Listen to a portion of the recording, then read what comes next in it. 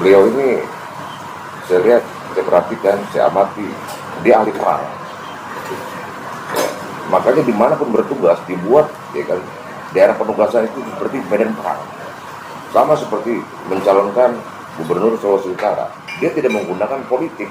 Jadi politik wilayah itu bukan medan politik dibuat sama dia, tapi dibuat medan perang. Itu lebih tinggi lagi. Ya, wajar kalau memang dia bisa menguasai itu semua karena dia menggunakan medan perang dengan strateginya. Apa strateginya? Yang saya perhatikan, dia menggunakan sesana merata. Bagaimana ya mewujudkan geografi yang ada, demografi yang ada, kondisi yang sosial yang ada menjadi ruang juang, alat juang, dan kondisi juang. Kalau menggunakan ini, wah luar biasa. Ya, apapun perangnya, menang. Makanya dibuat medan perang. Gitu. Dan dia akhirnya, ya dia belajar politik lah. Ya.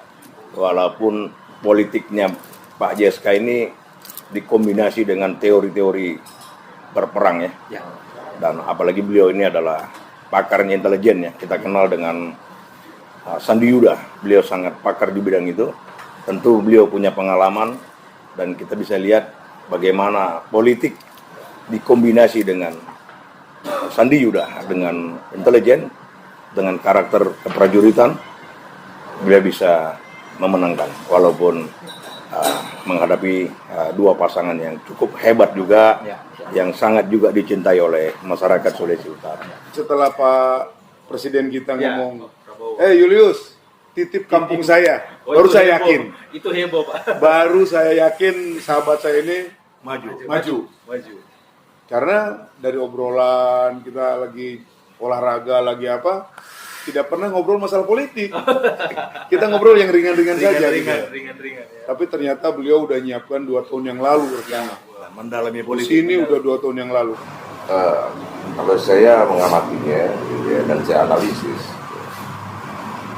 begitu Pak YSK ini mencalonkan untuk gubernur, saya melihatnya bukan dia mau jadi gubernur, tetapi dia menjadi bapaknya rakyat di wilayah Sulawesi Utara. Wah, keren. Itu yang saya lihat. Bagi mereka sudah tidak berlaku lagi isu putra daerah, putra baru, putra lama. Bagi mereka realistis saja. Yang mana ya, yang paham anatomi, tipologi Sulawesi Utara dengan keadaan tanah dan kekayaannya yang bisa dimaksimalkan untuk kesejahteraan rakyat. Mereka paham. Dan satu-satunya mereka menetapkan pilihannya kepada YSK. Tentu masyarakat ini juga, kalau tadi disampaikan rekan-rekan jenderal bahwa Pak YSK ini paham dan belajar tentang Sulawesi Utara ini 2 tahun yang lalu, masyarakat pun diam-diam juga mendalami siapa YSK ini. Kenapa begitu percayanya Presiden menitipkan, pada waktu itu belum Presiden ya, menitipkan bahwa Sulawesi Utara ini kampung ibunya Pak Prabowo untuk ya dimajukanlah seperti itu. Jadi kembali kepada masyarakat. Maksudnya apa? Dia betul-betul bertanggung jawab. Kalau memang tugas ini tidak tercapai, saya juga harus sampai meninggal menghadapi risiko yang tinggi. Tentu pengalamannya ini, saya yakin. Tadi saudara saya tadi sudah mengatakan dia ingin menjadi bapak rakyat Sulawesi Utara. Tentu sebagai seorang bapak, dia harus bertanggung jawab bagaimana anak-anaknya ini sejahtera. Dan satu hal juga dalam penyampaian orasinya, salah satu yang saya lihat, dia akan memberantas korupsi dan juga galian-galian yang legal. Saya yakinnya beliau orang yang tidak ingkar janji. Beliau menepati janji. Bahkan tadi kita sudah dengar, nyawanya pun dia rela berkorban untuk anak buahnya pada waktu itu. Berarti sekarang juga demi kesejahteraan masyarakat, nyawanya pun beliau pasti siap mengorbankannya untuk masyarakat Sulawesi Utara. Bro YSK, selamat menjadi Gubernur Sulut. Bukan berarti kita berpesta terus, tapi beban sekarang ada di pundak Bapak YSK atau Bro YSK ini. Masyarakat Sulut menanti gerak maju, langkah-langkah yang baik dari seorang gubernur yang mantan TNI, mantan komando pasukan khusus. Jangan sia-siakan kepercayaan ini. Saya sebenarnya sedih ya. Jangan sia-siakan kepercayaan ini masyarakat.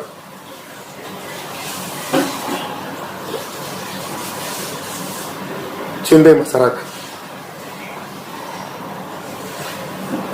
Karena pada dasarnya amanah yang diberikan kepada sahabat saya ini adalah titipan Tuhan. Sekali lagi, lakukan yang terbaik. Joy. Teladan Nusantara. Senang sekali hari ini kita kembali di dalam program Tribun Podcast Mobile. Biasanya kita podcast di kantor, tetapi hari ini ada hal yang menarik.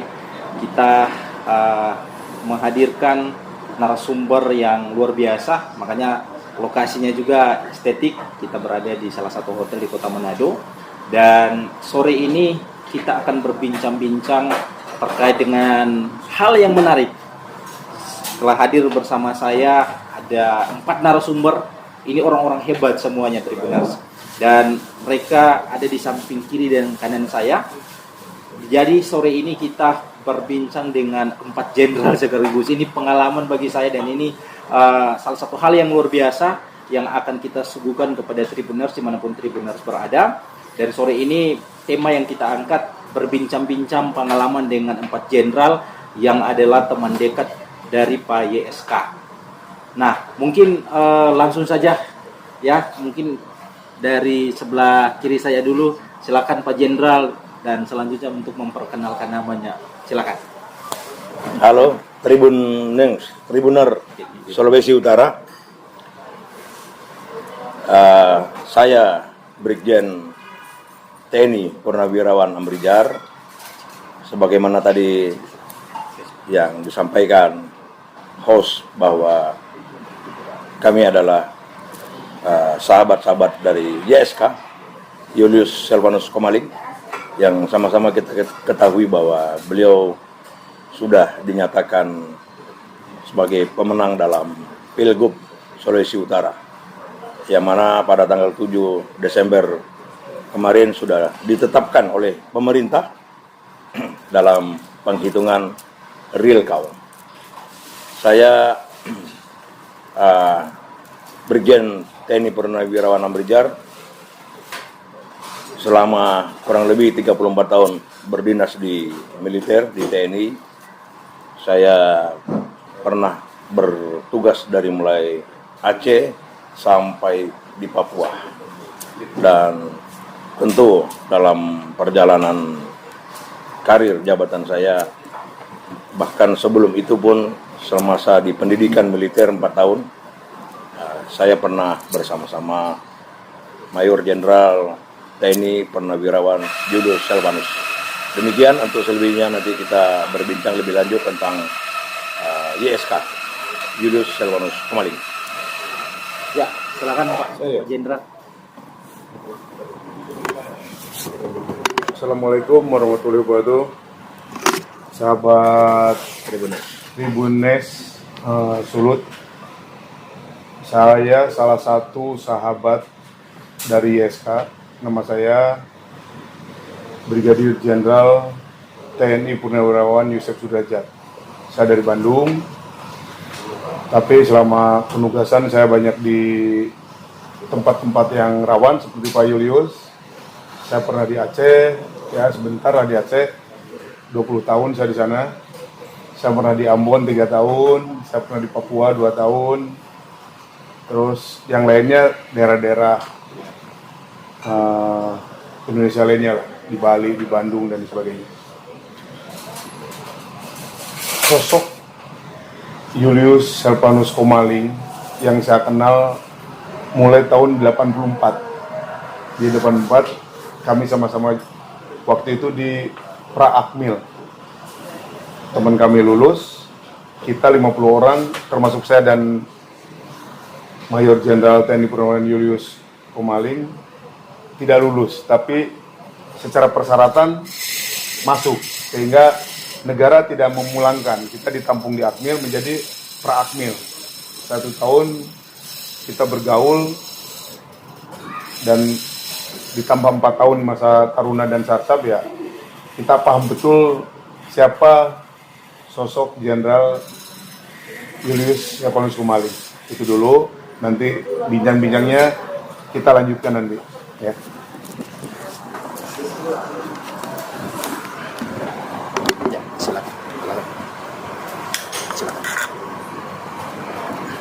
Halo, selamat pagi rekan-rekan Tribuners yang berbahagia. Jadi saya sebetulnya itu bertempat tinggal di Lampung, tapi karena saya salah satu rekan dari Bapak Julius Silvanus Komaling, sebagai sahabat tentu saya mendukung beliau, karena yang setahu saya dengan Pak Julius ini saya berteman mulai dari taruna. Kami dulu itu satu tim vokal grup, sehingga saya banyak tahu tentang beliau, bagaimana karakternya, bagaimana persahabatannya. Kemudian selama dinas, memang saya tidak pernah dinas dengan beliau, tapi tetap berkomunikasi, tetap bertemu. Yang saya tahu tentang sosok beliau itu adalah salah seorang sahabat saya yang sangat bertanggung jawab dalam melaksanakan tugas. Satu hal yang perlu kita ketahui, ini sahabat saya ini, dia itu kalau melaksanakan tugas harus berhasil, apapun risiko yang dihadapi. Jadi itu, sekarang beliau beralih untuk menjadi pemimpin di masyarakat. Saya yakin, apa pengalaman tugas yang diperbuat selama dia menjadi seorang TNI itu pasti diterapkan di masyarakat. Saya yakin sahabat saya ini akan bertanggung jawab di dalam melaksanakan tugas. Saya kira itu sementara. Oke? Silakan. Ya, selamat sore rekan-rekan dari Tribuners Sulawesi Utara. Saya memperkenalkan diri, nama saya Mayor Jenderal TNI Purnawirawan Julian CPI, dan saya satu angkatan dengan Bapak YSK, satu angkatan 88. Saya berasal dari Sumatera Selatan. Yang saya tahu tentang beliau, ya, Pak Julius ini, memang saya tidak pernah melaksanakan tugas sama-sama, tapi saya memonitor dan tidak berubah sampai saat ini. Yang saya tahu dari mulai pendidikan, orangnya berkarakter. Semua pelaksanaan tugas semuanya demi merah putih, tidak mementingkan dirinya sendiri, apapun dikorbankan sama dia. Itu yang saya tahu. Kemudian yang kedua, ya, beliau ini saya lihat, saya perhatikan, saya amati, dia ahli perang. Ya, makanya dimanapun bertugas dibuat, ya kan, daerah penugasan itu seperti medan perang. Sama seperti mencalonkan Gubernur Sulawesi Utara, dia tidak menggunakan politik. Jadi politik wilayah itu bukan medan politik dibuat sama dia, tapi dibuat medan perang. Itu lebih tinggi lagi. Ya, wajar kalau memang dia bisa menguasai itu semua, karena dia menggunakan medan perang dengan strateginya. Apa strateginya? Yang saya perhatikan, dia menggunakan sesana merata. Bagaimana ya mewujudkan geografi yang ada, demografi yang ada, kondisi yang sosial yang ada menjadi ruang juang, alat juang, dan kondisi juang. Kalau menggunakan ini, wah, luar biasa. Apapun perangnya, menang. Makanya dibuat medan perang. Gitu. Nah, jadi dia ahli perang dan ahli strategi. Mungkin demikian yang saya ketahui. Terima kasih. Kita lanjutkan. Oke, Tribuners luar biasa ya. Ini pengalaman 4 jenderal ini sangat luar biasa sekali dalam bertugas tentu membela negara dan juga menjaga kedaulatan rakyat. Nah, ada yang menarik tadi juga sudah dijelaskan 4 jenderal ini ternyata teman dekatnya Pak YSK. Nah, izin jenderal, sebelumnya sempat tidak terpikir bahwa Pak YSK akhirnya dari selesai bertugas sebagai jenderal sebagai TNI membela bangsa Indonesia akhirnya memilih terjun ke dunia politik. Nah, silakan Pak Jenderal. Ya, ini pertanyaannya cukup sulit untuk dijawab ya. Kalau sebagai seorang prajurit sejati, Ya. tadi sudah dijelaskan rekan-rekan jenderal Ya. lainnya, bahwa di hatinya beliau ini adalah the soldier. Ya. Jadi sulit kita bayangkan beliau beralih ke bidang politik. Ya. Ya. Tetapi beliau selama mereka memegang teguh kepribadian militer, prajurit, walaupun beliau sudah pensiun, Ya. beliau mendapat perintah dari atasannya yang sangat mengagumi sepak terjangnya, bahkan militansinya. Tadi sudah dijelaskan, beliau hobi bertempur dan berperang. Ya. Yaitu Bapak Presiden terpilih kita, Bapak Presiden RI sekarang, yaitu Bapak Prabowo Subianto. Itu adalah atasannya Bapak YSK ya. Beberapa waktu lalu beliau diminta oleh Pak Prabowo untuk kembali ke kampung halaman ke Sulawesi Utara untuk membangun di sana, jadilah pemimpin di sana. Namanya perintah itu beliau tangkap, beliau anggap itu amanah, dan dia akhirnya dia belajar politik lah. Ya. Walaupun politiknya Pak JSK ini dikombinasi dengan teori-teori berperang ya. Dan apalagi beliau ini adalah pakarnya intelijen ya. Kita kenal dengan Sandi Yuda. Beliau sangat pakar di bidang itu. Tentu beliau punya pengalaman dan kita bisa lihat bagaimana politik dikombinasi dengan Sandi Yuda dengan intelijen, dengan karakter keprajuritan, beliau bisa memenangkan walaupun menghadapi dua pasangan yang cukup hebat juga, yang sangat juga dicintai oleh masyarakat Sulawesi Utara. Jadi sebetulnya tidak terpikir kita beliau terjun ke dunia politik, tapi karena YSK ini diperintah oleh mantan atasannya, yaitu Bapak Prabowo, diharapkan untuk memimpin dunia politik, pemerintahan. Dia berusaha untuk bisa, dan akhirnya beliau memenangkan dalam Pilgub Sulawesi Utara ini. Kira-kira demikian. Oke. Ada Pak Jenderal izin? Ya, silakan. Pertanyaan sama ya? Ya, pertanyaan yang sama. Udah diborong dari repot kita ini. Sikit-sikit kalau ngomong, ya banyak-banyak kali habis kita. Jadi terpikir nggak sama rekan-rekan bahwa YSK terjun di dunia politik 2 tahun yang lalu? Saya sempat ngobrol dengan YSK dan saya tanyakan, bro, bener nggak mau jadi nyalon gubernur? Benar. Tapi saya belum yakin. Saya akan maju saya di sana. Itu 2 tahun yang lalu. Terus setahun lagi saya tanya lagi, bener nggak? Bener katanya. 6 bulan lagi tanya, bener nggak? Bener, saya akan maju di sana. Sempat tidak yakin ya Pak Jenderal Iya. ya.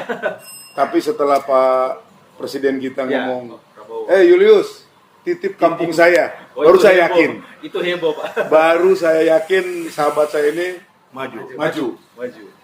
Karena dari obrolan kita lagi olahraga, lagi apa, tidak pernah ngobrol masalah politik.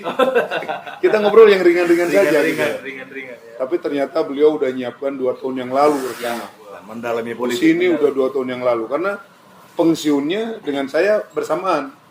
Beliau lahir bulan November 1963, saya bulan Desember 1963. Jadi pensiun itu barengan, beda 1 bulan aja dengan saya.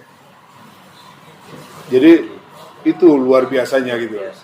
Jadi menyiapkan masuk ke politik itu udah 2 tahun yang lalu pasca beliau pensiun. Pasca beliau pensiun itu udah beliau siapkan. Cuma kita sahabat-sahabatnya sendiri aja tidak tahu gitu. Karena kan jauh, kita di Jawa, beliau di sini. Tapi yakin dengan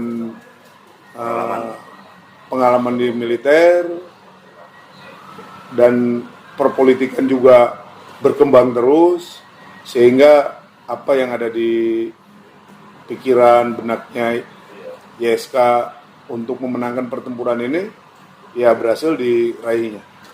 Itu aja sebenarnya. Oke, silakan Pak Jenderal. Baik, jadi kalau tadi pertanyaan dari Mas Ari mengatakan terpikir nggak untuk mengabdi masyarakat? Ya. Jadi ini kan kita dengan Bapak Julius ini sering ketemu di Jakarta ngobrol, bahkan olahraga bersama. Dia selalu mengatakan kepada saya, Li, kita ini tentara ini mengabdi sudah 35 tahun. Ya. Artinya kita sudah pensiun. Bukan berarti pengabdian kita sudah berakhir. Itu yang selalu Julius katakan. Kenapa? Saya juga mendapat arahan dari Pak Prabowo seperti itu. Makanya mungkin dia itu betul apa yang dikatakan saudara-saudara itu, memang Prabowo yang menuju. Tapi sebetulnya dia sudah ngomong lebih dahulu bahwa pengabdian kita itu tidak pernah mati. Selama masih kita hidup sebagai mantan purnawirawan, hati kita tetap terpanggil untuk negara. Jadi ini saatnya lihat saya. Jadi tadi teman-teman sudah ada yang bilang tidak terpikirkan. Mungkin setelah dia ngomong itu, mungkin baru dia menyampaikan terjun untuk memimpin masyarakat khususnya di Sulawesi Utara. Karena saya dapat pesan dari Pak Prabowo. Mungkin itu yang bisa saya sampaikan pada kesempatan ini. Siap. Pertanyaan yang sama Pak. Oke, terima kasih ya. Kalau saya mengamatinya ya, dan saya analisis, begitu Pak YSK ini mencalonkan untuk gubernur, saya melihatnya bukan dia mau jadi gubernur, tetapi dia menjadi bapaknya rakyat di wilayah Sulawesi Utara. Wah, keren. Itu yang saya lihat. Makanya dia tidak pernah berubah karakternya, tetap bagaimana menjaga kedaulatan, menjaga keutuhan wilayah, menjaga keselamatan bangsanya di wilayah sini. Jadi terjun itu seperti kayak ini panggilan. Saya bukan menjadi gubernur, makanya dia nggak ngerti politik, tapi dia karena ahli perang. Saya harus mengamatkan itu kedaulatannya, keutuhan wilayahnya, keselamatan bangsanya, dan akan mendapatkan posisinya sebagai bapaknya rakyat. Kalau sudah bapaknya rakyat, siapa sih yang tega ngeliat anaknya susah? Siapa sih yang tega ngeliat rakyatnya susah? Akhirnya all out semuanya untuk rakyatnya. Itu.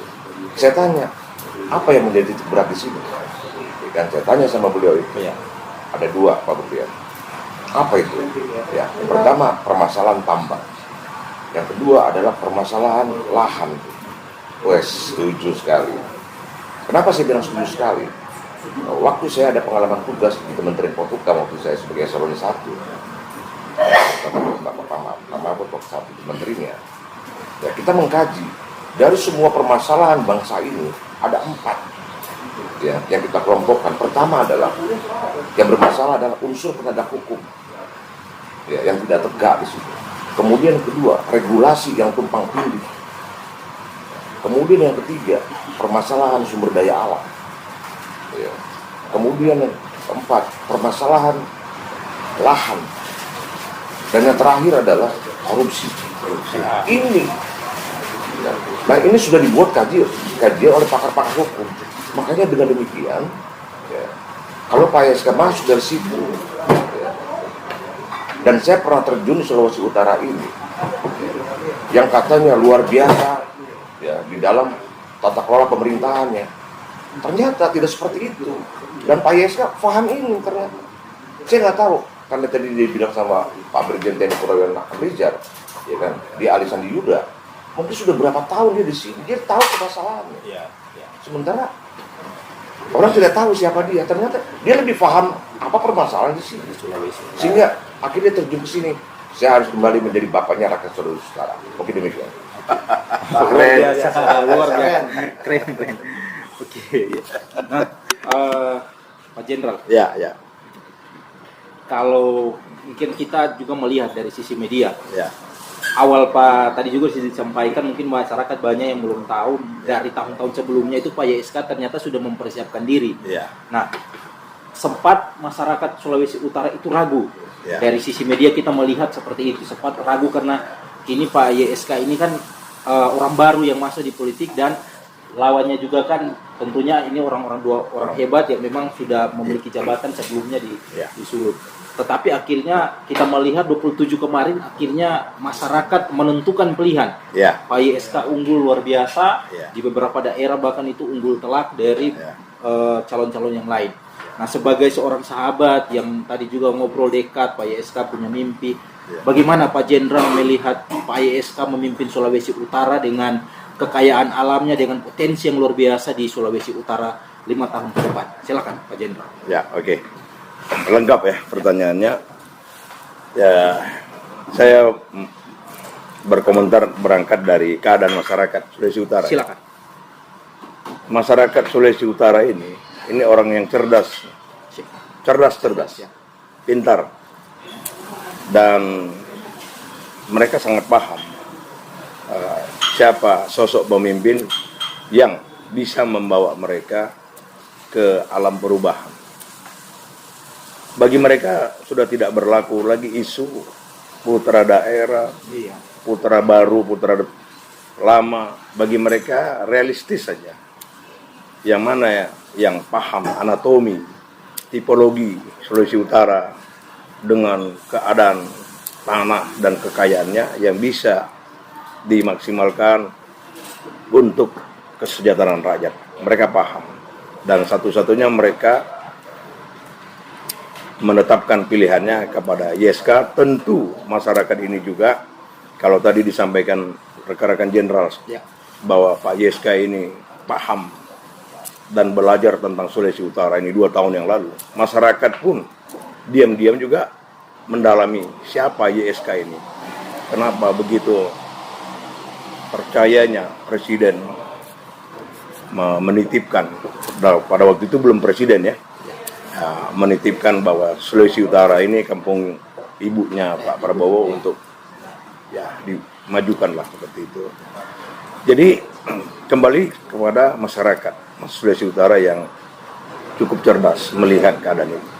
Dan dari segi Bapak YSK-nya tersendiri ya, kalau saya melihat, tentu karena saya bersama-sama beliau dalam 2 event ya.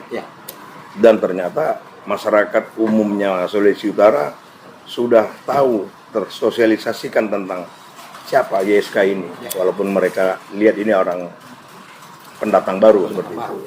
2 hal ya. 1, tahun 90 sebetulnya ini dalam kondisi tempur ya. Di depan saya beliau bertempur 5 orang Kopassus melawan 40 Pretelin pada waktu itu. 40 Pretelin ini dilengkapi dengan simpatisannya, jadi lebih kurang sekitar 6-70-an orang. Kita monitor keadaan di situ. Tim ini nggak bisa menang karena sudah terkepung. Tapi apa yang terjadi dalam komunikasi lapangan yang kami monitor, justru tokoh puncak dari Pretelin itu tewas di tangan YSK. Dan pada waktu itu dia mendapat kehormatan pangkat luar biasa dan ditolaknya. Anda tahu dia bilang apa? Ini belum dibuka sama sekali ini cerita ini. Ini saya buka sekarang. Anak buah saya yang dinaikkan pangkatnya. Artinya apa? Dia betul-betul memikirkan orang yang dia pimpin. Pertama itu. Tapi bagi saya itu masih kecil. Tahun 94 kejadian lagi. Anak buahnya jatuh ke sungai. Hanyut. Dan dengan cepat dia putuskan, dia lepaskan semua peralatannya, dia terjun juga ke sungai, mengejar anak buahnya itu. Walaupun pada akhirnya anak buahnya itu tidak selamat. Dan YSK dinyatakan hilang beberapa hari, sekitar 2-13 hari. Dan bahkan sudah diumumkan dinyatakan hilang. Nah ya, kalau kita di Muslim bilang sudah bolehlah baca Yasin lah, kira-kira begitu. Tapi ternyata beliau nggak tewas, beliau hidup. Dalam kondisi yang sangat prihatin, beliau muncul dari sungai Kudus sampai ke laut di Timika, tempatnya di Port Said, Kargodok, dan beliau diselamatkan oleh rakyat. Apa yang saya mau bilang di sini? Berarti Tuhan sedang merancang nyawanya YSK ini belum diambil untuk hari ini dijawab oleh kita. Tuhan sedang merancang pemimpin terbaik untuk Sulawesi Utara. Itu yang saya boleh sampaikan. Terima kasih. Luar biasa. Silakan. Mati siap ya. Sudah jelas. Ngeri kali ini ya. Apa tadi pertanyaannya? Melihat Pak YSK 5 tahun ke depan. dengan visi misi yang Pak Oh, YSK sampaikan. visinya ya. Ya. Karena kita udah paham karakter,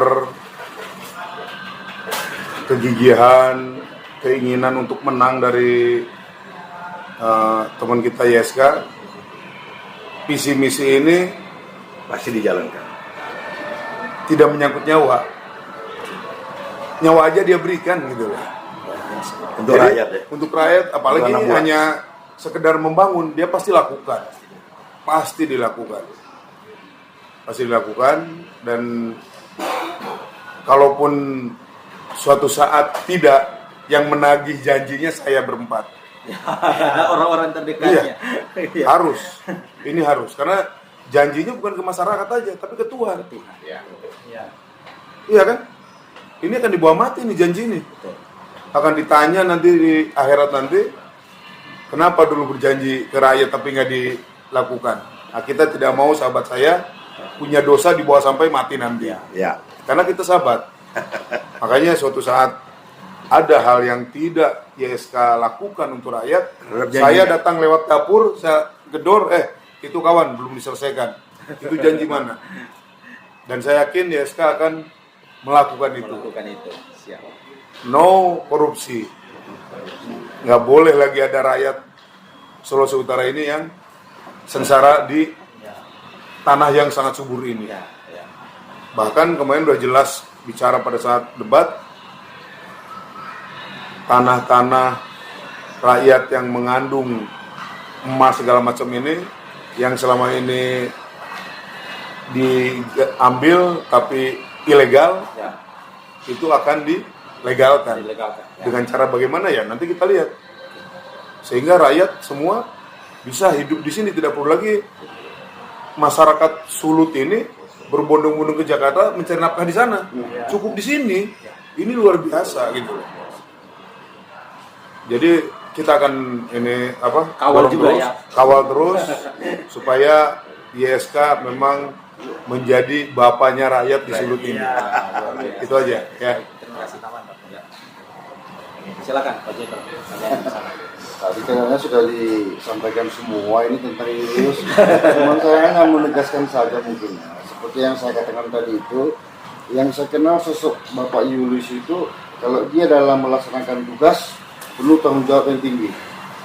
Tadi teman saya tadi sudah menyampaikan, saat anggotanya tenggelam di sungai, tanpa berpikir jauh, tanpa berpikir apa, dia langsung terjun. Artinya apa? Dia betul-betul bertanggung jawab. Kalau memang tugas ini tidak tercapai, saya juga harus sampai meninggal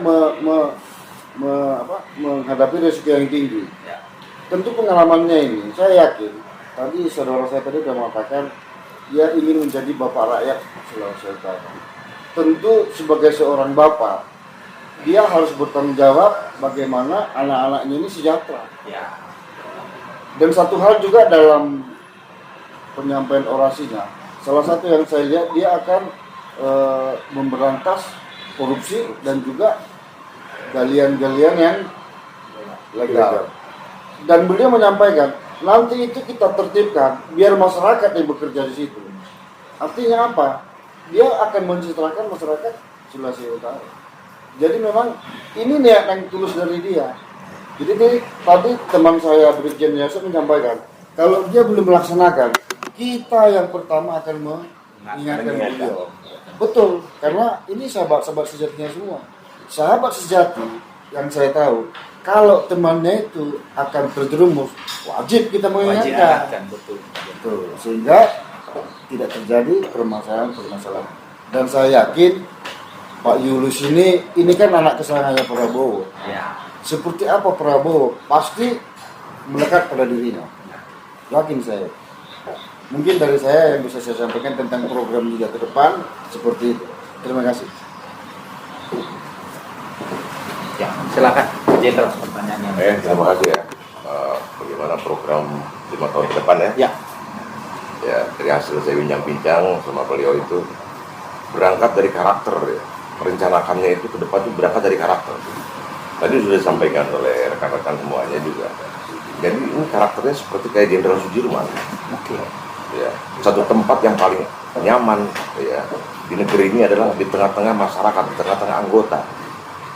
Jangan korbankan anggotamu demi karirmu, tapi korbankanlah karirmu demi anggotamu. Nah, berangkat dari situ berarti dia posisi sebagai bapaknya rakyat kalau di dalam suatu pemerintahan tadi. Kemudian berangkat dari karakter tersebut, ini luar biasa. Berangkat harus dari karakternya, baru akan bisa maju menuju tujuan. Tindakan, sikap, akhirnya menentukan nasib dan hidup bangsanya itu. Tadi hasil perbincangan kemarin saya juga ya, objeknya dia berangkat dari geodemokonsos secara militer. Nah, kalau di sipil dia berangkat dari ketahanan nasional. Ya, bagaimana cara menata kelola geografinya, bagaimana cara menata kelola demografinya, bagaimana cara menata kelola sumber kekayaan alamnya, bagaimana cara menata kelola ideologi, politik, ekonomi, sosial budaya dan pertahanan keamanan. Ini elemen ketekoran. Nah, objeknya ini ya perlu dirumuskan melalui suatu ya perencanaan jangka menengah 5 tahunan. Jadi rencana pembangunan jangka menengah gitu ya, di wilayah Sulawesi Utara. Apa yang sebagai acuannya? Acuannya kembali kepada apa yang menjadikan visi misinya pemerintahan pusat, Kabinet Merah Putih. Nah, di sini dalam suatu perencanaan strategis ya, itu ada 8 aspek. Yang pertama adalah menentukan visi, yang kedua adalah misi, yang ketiga adalah tujuan, yang keempat adalah sasaran, yang kelima adalah arah kebijakan, kemudian yang keenam itu adalah strategi, kemudian ketujuh adalah program kegiatan, barulah didukung anggaran. Nah, sebagai objeknya tadi yang 8 tadi, geografi, demografi, sumber kekayaan alam, ideologi, politik, ekonomi, sosial budaya, pertahanan dan keamanan di sini. Nah, jadi berpedomannya kepada visi dan misinya pemerintah pusat. Apa saja? Itu yang dikatakan ya, yang kita lihat bisa di Google 8-17-8. Visinya bersama Indonesia maju menuju Indonesia emas 2045. Kemudian dijabarkan kepada misi yang namanya Astacita, 8 Astacita. Yang tadi disampaikan bagaimana meningkatkan hak asasi manusia, ekonomi, korupsi, sumber kekayaan alam, ada semua di situ. Dari 8 ini, ya kan, dijabarkan lagi, ya kan, misinya tadi langsung ke program. Ya, ke program itu langsung masuk ke langkah ke-7 di dalam rencana strategis. Ini luar biasa. Belum pernah terjadi di pemerintah-pemerintah sebelumnya. Saya selalu mengikuti perencanaan strategis ya. Tapi ini luar biasa. Masuk kepada 17 program. Dari 17 program ini diprioritaskan lagi menjadi 8 program yang namanya quick wins. Ya kan, 8 program terbaik cepat. Nah, salah satu dari 8 program ini yang utama yang prioritas adalah makan bergizi gratis. Ini yang luar biasa. Berarti yang 8 ini yang harus segera. Kalau yang 17 program ini untuk tahunan, tapi yang 8 ini mungkin 100 hari atau 6 bulan. Ini harus segera. Karena apa? Ini untuk suatu kepercayaan trust masyarakat kepada pemerintah yang selama ini sudah terjadi degradasi yang luar biasa. Ini.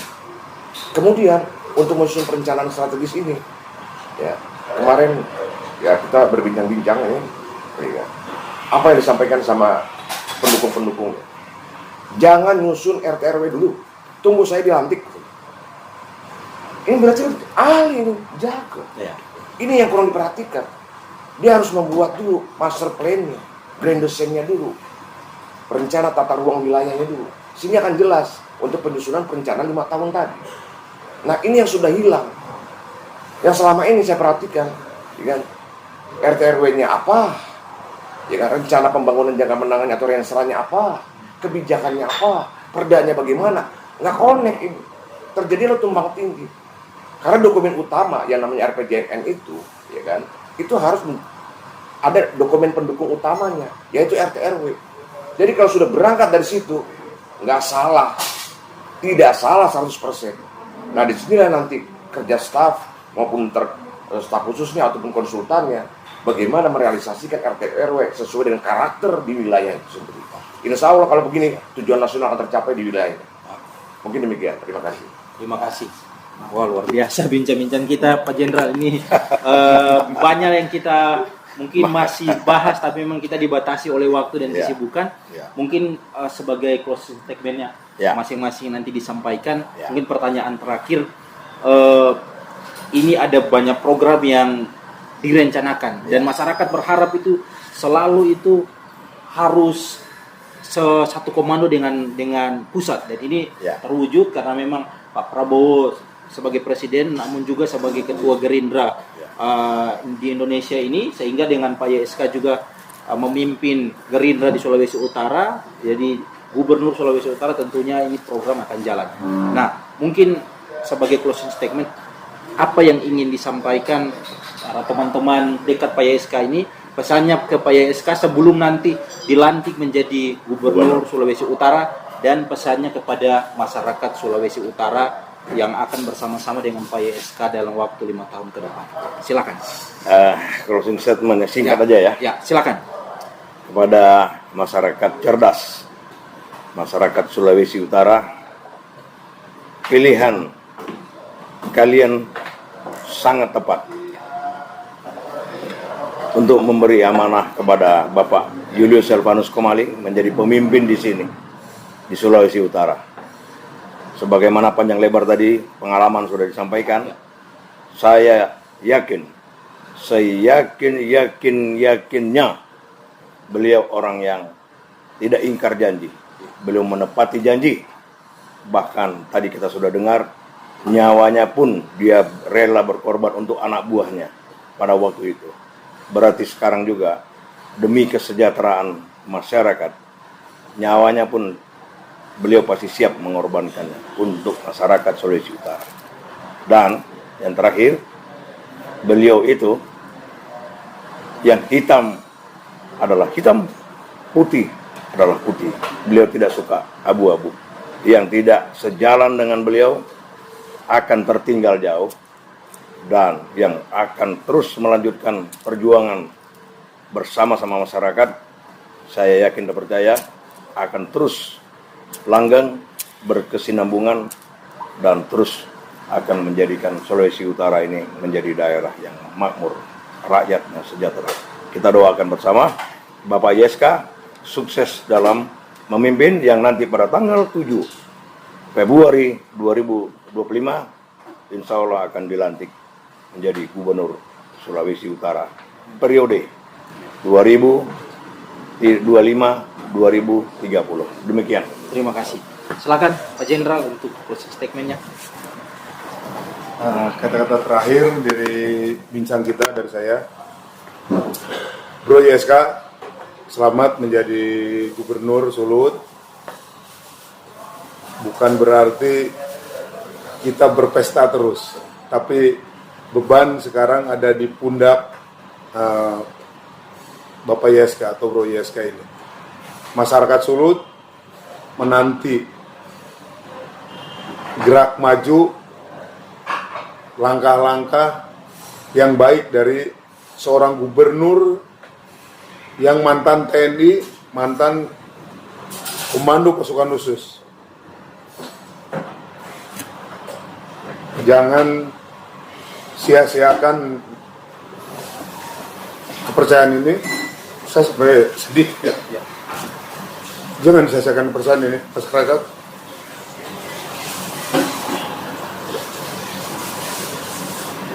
Cintai masyarakat. Karena pada dasarnya amanah yang diberikan kepada sahabat saya ini adalah titipan Tuhan. Sekali lagi, lakukan yang terbaik. Itu aja. Terima kasih, Pak Jenderal. Terima kasih. Mantap. Pesan saya yang terakhir bagi sahabat saya, Bapak Julius Silvanus Formalin. Selamat bro ya. Saya tahu seperti apa karakter saudara saya ini, seperti apa integritasnya, seperti apa tanggung jawabnya. Saya kira saya sangat bangga dengan sahabat saya ini, dan saya yakin dan percaya kepada saudara saya ini akan melaksanakan tugasnya dengan niat yang tulus. Karena kawan saya ini kalau sudah melaksanakan tugas, dia harus sampai tuntas. Artinya apa? Tuntas untuk masyarakat Sulut. Karena dia selalu mengatakan bahwa masyarakat Sulut ini harus disejahterakan kehidupannya. Karena salah satu program Pak Prabowo adalah bagaimana meningkatkan taraf hidup masyarakat Indonesia. Nah, tentunya nanti beliau ini akan seperti itu. Dan yakin saya, beliau ini punya tanggung jawab yang besar dan punya komitmen yang besar.